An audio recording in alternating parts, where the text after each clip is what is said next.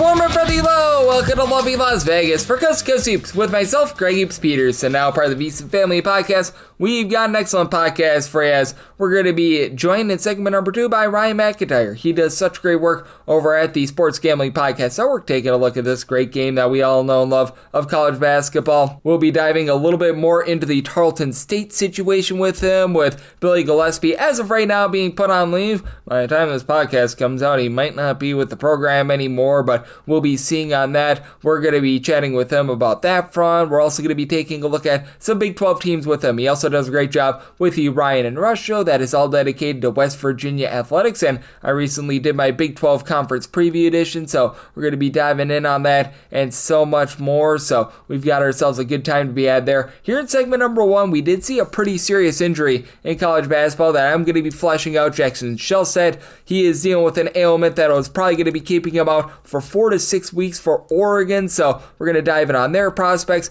Can they hold down the fort towards the early part of the season without him? How are things looking on that front? And so much more. So we've got ourselves a fun time to be had here today. If you do have a question, comment, segment idea, what have you for this podcast, you have one of two ways to be able to fire those in. First one is my Twitter/X timeline at gunit_81. Keep in mind, Larry CM, the email does not matter, so as per usual, please send these into the timeline. And the other way is via an Apple Podcast review. If you rate this podcast 5 stars, it is very much appreciated. And then from there, you're able to fire in whatever you'd like to hear on this podcast via that 5-star review. While I did not get in any Twitter/X questions today, everything is powered by EdgeBoost. Over at EdgeBoost, bettors are able to have access to their funds whenever and wherever. EdgeBoost makes sure that 100% of gambling transactions do get approved, and when you go to edgeboost.bet, utilize that promo code of GREG, G-R-E-G. That gets you a dollar for dollar match on your first deposit up to $25. And now let's flesh out everything that we're going to be seeing with Oregon here in the first few weeks of the season. As Jackson Shelstad said, it appears as though he's going to be out the first 4 to 6 weeks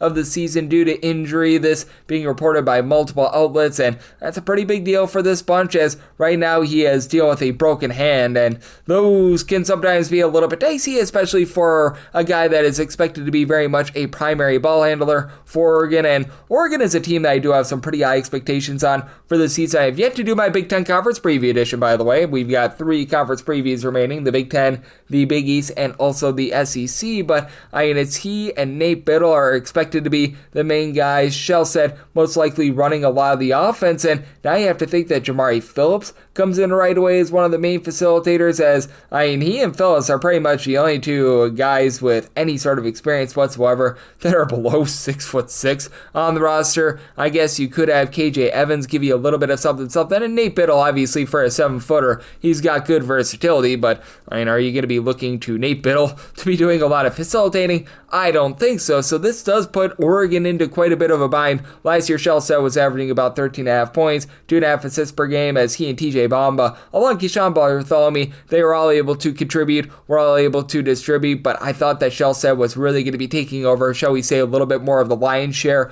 of being able to dole out the ball, especially with Jaden Tracy in the offseason deciding that he was going to be transferring elsewhere. And with Oregon, the one good thing about them is that last year they really didn't have that one go-to point guard. You did have Shelstad give you a few assists, you had Bartholomew, Bamba all give you a little bit of facilitation, so that helps them out, but that's no doubt about it. This is going to be quite a bit of a loss, and Oregon has been truly looking for that, shall we say, air quotes, true point guard ever since they lost Peyton Pritchard from a few seasons ago. And if you figure that he's going to be out 4 to 6 weeks, then let's prorate it to October 1st.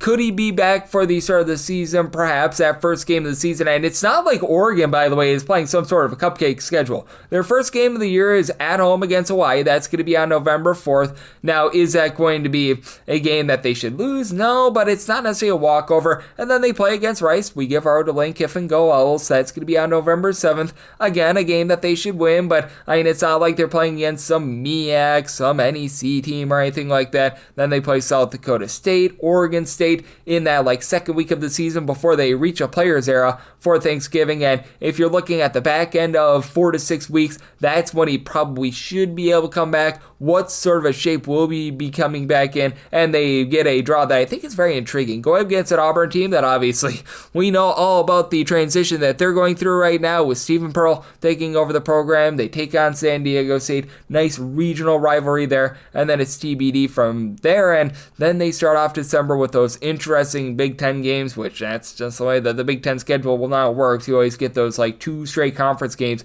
in early December against USC and UCLA. So things are shaping up for Oregon to perhaps be a little bit shaky in the backcourt towards the beginning part of the season. It might be a really good fade spot because I just quite frankly don't know who's going to be running the point guard for this team. Again, are you going to be seeing a little bit more facilitation from someone like a Jamari Phillips? That remains to be seen. They bring in Sean Stewart as well, but he at 6'9" is not a guy that's really going to be doling out the ball as well. So not a lot of great options there, and do have to figure that Phillips now going to be playing a big role for this offense here in the upcoming season. So that is going to be a fun, intriguing sort of team to be watching, and something else that we are going to be watching is all that is going to be happening in the Big 12. We'll be chatting about that conference with our good friend Ryan McIntyre, looking at the Tarleton State situation, and so much more on the flip side right here on Coast to Coast Hoops with myself, Greg Peterson, now a part of the BC Family Podcast.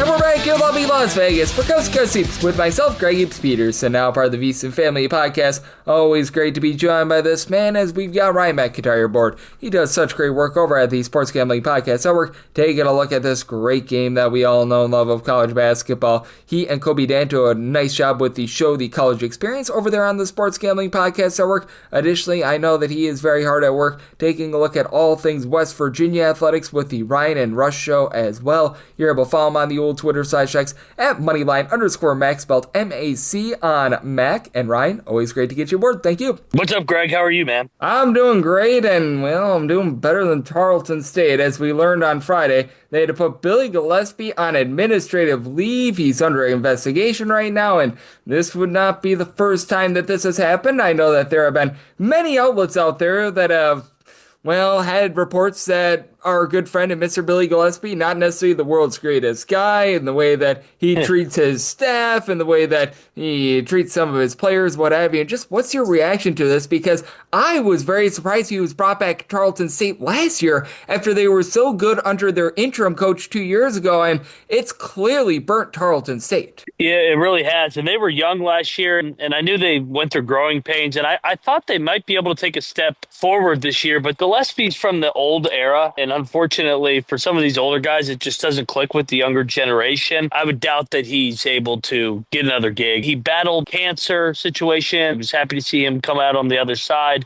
But unfortunately, I think we've seen the last of Billy Gillispie. Yeah, and with Tarleton State as well, they had an interim coach that was very rock solid for them. I don't know who the acting coach is right now, but it just feels like a fumbled situation because with Tarleton State, they really had things rolling 2 years ago when Billy Gillispie was on leave, and the fact that they went back to him, I thought was a very interesting decision, and now it feels like they're going to need to just cobble this thing together. Chip is going to be the interim. He was with Beard at Texas Tech. He's kind of a well-respected assistant coach in the industry. So he's been around the block. It's a veteran staff. I actually think Tarleton will probably be all right just because I don't know how much the players were responding to Gillespie already. It'll be interesting to watch. Yep, Glenn Cyprian, he is going to be that assistant, and if I'm not mistaken, he's a part of just a few different coaching staffs in general that have been very successful, so we shall see what is going to be happening on that front as Ryan McIntyre, who does such great work over at the Sports Gambling Podcast Network, is joining me on Coast to Coast Hoops, and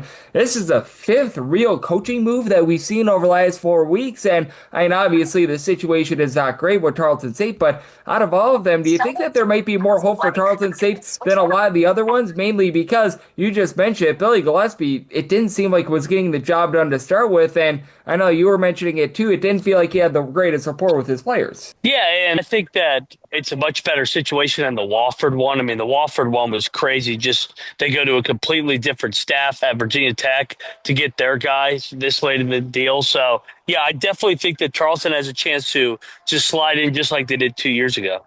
Yep, exactly. And I do think that it's very interesting out there in a WAC where we only have 7 teams, so someone has to make the NCAA tournament. They still get that auto bid to the NCAA tournament, and they're going to be rebranding next year. And how do you take a look at that whole ordeal? Because I do think that out there in the WAC, there's a lot of good opportunity for some of these smaller teams like Utah Valley to perhaps be able to make an NCAA tournament that they probably weren't thinking that they were going to make a few months ago when they thought they were going to have to go up against Grand Canyon and Seattle.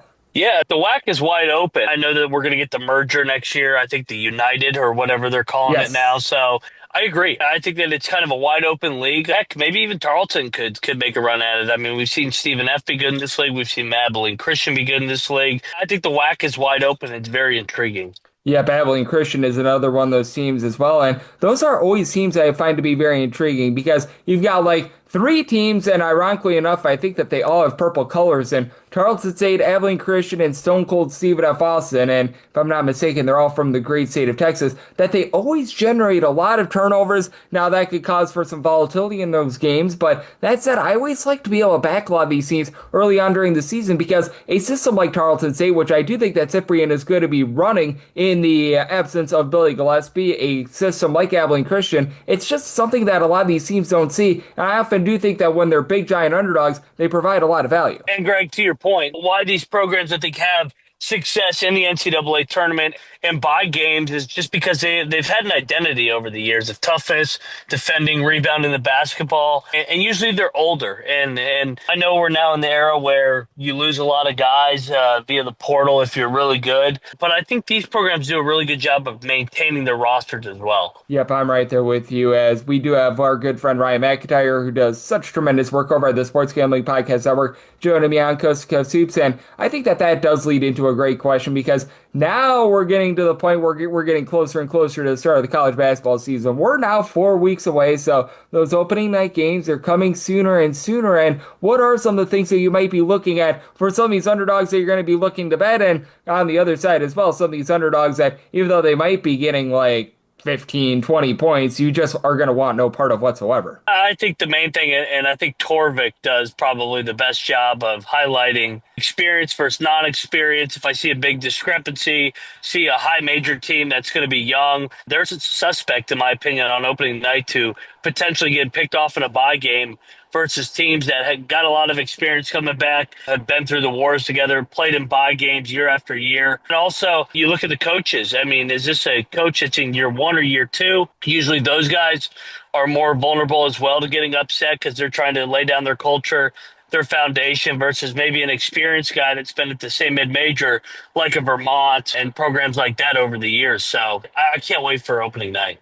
Oh, it's going to be absolutely amazing. And I do think that this time of year, when you do get those very initial non-conference games, that's the one time, in my opinion, that you can see trends come into place. And obviously, you need to have a coach with enough of a sample size for them to have trends. Because if you're looking at a year number one, year number two coach, well, the trends of like Texas A&M, for example, under Buzz Williams, they are not going to be applying to Bucky McMillan. But I think that these teams that do slash do not cover some of these like 15, 20-point spreads in these bye games, if you do have an experienced coach, that's something that I could take a look at as well. And that's the one time that I really will utilize them throughout the entirety of the season. I agree with that too, Greg, just because I think with this portal NIL era, and then you really ride the trends early in the year, the first 2 weeks, and then we get the feast week. And then once we get to feast week, I think that the cream kind of rises to the top a little bit, and then we start finding out who really is good. And then another trend I like to back after feast week, I like to fade the teams that were on those islands. I think it's a little bit of a sleepy spot that first game coming back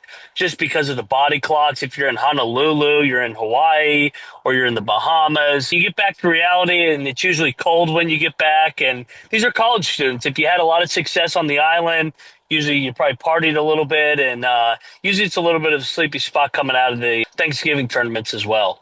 Oh, and I'm so glad that you mentioned that as well, because I do think that scheduling spots go a little bit under the radar. You have some of these teams that are out there in the MEAC and the SWAC, and just out of necessity, they have to go on these really, really long road trips. And just how big of a key is that right now early on during the season versus a little bit more towards conference play? Because I do feel like once conference play gets started, players are able to find their bearings. They're sort of having a little bit more regularity. Meanwhile, when it comes to some of these non-conference games, sometimes they'll go like a week without playing a game, and then they'll play 2 games in 3 nights. Sometimes we actually see some of these teams play back-to-backs when it comes to trying to be able to raise some money, facing off against like Oklahoma one night, Oklahoma State the next night on a road trip. And I always think that those are very intriguing spots. I mean, God bless the MEAC and SWAC schools. They play, 10 to 12 bye games each. Usually you like to fade them once they've played 5 or 6, and they're just on the road the entire months of November and December before we get to league play. So I'm with you. You got to pay attention to who's on a back-to-back. I mean, one team, I forget who it was last year,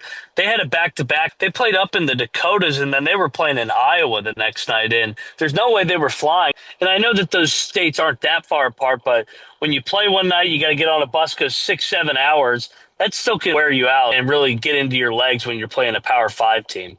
Oh, absolutely. I remember playing like high school football and things like that, and the couple hours of a bus ride, that gets to be a little bit of a pain. And when it comes to some of these schools out there in the lower slash mid-major levels, it's not like they're flying coach or anything like that. So I am glad that you mentioned that, as Ryan McIntyre, who does such great work over at the Sports Gambling Podcast Network, is joining me on Coast to Coast Hoops. As we know, the Power Conference teams, they've got a little bit more with regards to what they've got in the tank. And I recently did my Big 12 conference preview. I know that you know a lot about this conference with doing the Ryan and Rush show, all based around West Virginia sports. And just how do you take a look at this conference this year? And I brought this up on the podcast a day or two ago, and I'll bring this up to you as well. Do you think that there's a chance that the top half of the Big 12 can actually exceed that of the SEC? Because I do feel like the top teams in the Big 12 might actually be better than that of the SEC, though the depth of the SEC 1 through 16 might be a little bit better. You look at it, Houston is definitely going to be the team to beat with all their returning production. But I mean, BYU is going to be loaded, Arizona is going to be loaded, Iowa State, Kansas, Texas Tech. I mean, these are programs that have all played in the second weekend just in the last couple of years. And throw Baylor in there. I think we're too quick to write off Baylor and Scott Drew and company. So I think the basement is a little bit lower in the Big 12 with teams like Colorado, UCF, and Arizona State, and essentially Utah. But I think the middle of the pack in the Big 12 is still pretty good. You got good programs, really good home court atmospheres, and good coaches and teams like West Virginia, TCU, Cincinnati, and company. So I think the Big 12 and SEC definitely are 1-2 punch here as the two best leagues again in college basketball. Absolutely. And I was talking about this team a little bit during that preview as well, and I want to get your thoughts on them. I feel like Central Florida could be a little bit of a sleeper as well because the travel is so spread out. When you get a home game against a team like a Utah or a BYU having to travel all the way from the West Coast on over to Florida, I think that that's going to be relatively rough. And if they can get a clean bill of health for Devin Cambridge, bringing in Themis Falks, JaMychal Stillwell, who played together over at UW Milwaukee, and that's one thing I take a look at when you get multiple transfers from the same school, always appeals to me. Like, that's a team that is probably going to be picked in the bottom 3, bottom 4 of the conference that I think can legitimately make a little bit of noise. I think you're right. I think they've been better than what people thought they would be in the Big 12. So Johnny Dawkins, veteran coach, I think they play to their identity. They like to load up on these 6'5" to 6'7", 6'8" athletes and really just try and out-tough you. The problem is for them is I feel like everybody in the Big 12 tries to do the exact same thing, and they're just not quite as good. So I like UCF. I think that they could be around 500 again. But I think if they want to get to the dance, they got to take care of their business in the non-con, just like everybody. In the Big 12, you gotta find a way to go. I think at worst 11-2, unless you just play a gauntlet like Kansas headed into the conference play, because you know you're going to lose games in the Big 12. Yep, you know that you're going to, and it is going to be very, very rough for them, but do think that there might be a little bit of upside there. We shall see what happens on that front end. I do think that with regards to the middle of the Big 12, there are going to be some really intriguing teams because I do think that there's like a very clear, we're going to call it top 6 with Iowa State, Arizona, BYU, Houston, Kansas, and Texas Tech. But when it comes to a team that you're going to be covering a lot of, West Virginia, Baylor, Cincinnati, I'm now a little bit out on, but TCU, I think that these are teams that are going to be very plucky, and especially your team in West Virginia, I think that that's going to be one of those classic teams that they're probably going to lose a lot of close games, but you know that they're going to be competitive, and with that Ross Hodge style coming on over from North Texas, that is going to be no fun for any team to play their slow and controlled style. Well, yeah, and I mean, we saw his mentor, Grant McCasland, come into the league, get to the NCAA tournament in year 1. And then year 2, jump to the Elite 8 and be a top 10 team last year in Lubbock. So the Mountaineers don't have the resources financially that Texas Tech has, as we're all finding out on the football side of things as well this year. But I agree. I think the Mountaineers will be on the bubble. I think they have a chance to find themselves on the right side of the bubble if they can win some of these close games that we're talking about. Absolutely, and I do think that they're going to be a lot of fun to be taking a look at moving forward. And I know you and Kobe Dant over on the Sports Gambling Podcast Network are getting your coaching series started. You're doing a lot of conference previews, and just over the last few weeks of some of your research, I want to switch it up because typically I ask you, oh, who's a team that you're feeling a little bit better about, and we always like the positive, but we're going to go the opposite here. Who's a team that, as you've been looking at them the last few weeks, maybe you're feeling a little bit more bearish on, and you're feeling like they might not be able to live up to expectations this year? I'll give you a biased one here, too. I am a Mountaineer, and you know how much we hate Pitt, but I'm underwhelmed with this Pitt roster. Jeff Capel, big year here. I didn't like the way that they finished the year. If you're a Pitt fan, you didn't like it either.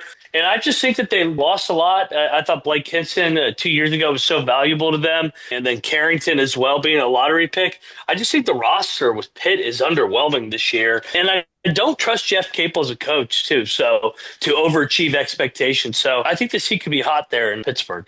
Yep, I think so as well. And with Pittsburgh, they were able to make the NCAA tournament a few seasons ago. It looked like things were really getting rolling, but I do think that middle of the ACC, I'm not sure how you look at it, but I think that there's a little bit of upside with Syracuse. I do think that with Wake Forest, it might be a little bit of a downer for them, but I still respect Steve Forbes as a coach as well. And it feels like that middle of the conference is going to be much better this year than it has been in past years, too. I think with the coaching hires, they definitely could overachieve here. Bringing in a guy like Will Wade, bringing in a guy like Ryan Odom after Pat Kelsey the year before, and Andy Enfield. They're starting to raise this floor finally in the ACC and get back to where they used to be. Absolutely, and I do think that it's going to be a great year there, and I know it's going to be a great year for you and Kobe over on the college experience, as I know you guys are getting set for the college basketball season, but in the meantime, you're doing an amazing job night in, night out, taking a look at the college football front as well. You do a great job looking at West Virginia athletics and so much more, so love to get people at home know it's all on tap for you and how people can follow along on social media and other platforms.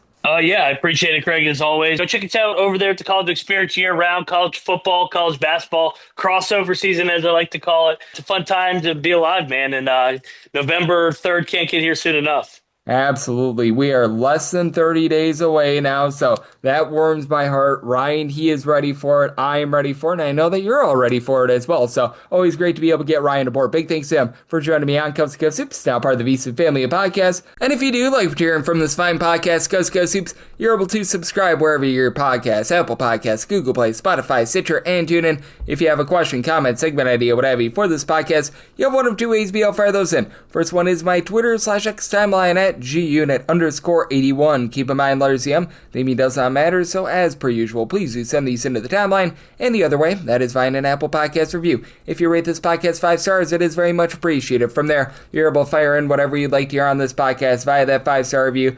Most of the conference preview podcasts are done. We've got 3 left. The Big X, the Big East, and the SEC. That's going to be coming up in the next few weeks. And then from there, guess what? We get the start of the season where you guys are getting picks and analysis on every single game, every single day. We are certainly getting there. So hopefully you guys are enjoying this. We are up to over 2,100 straight days without a missed podcast. And guess what that means? I'll be back with you once again tomorrow. Thank you.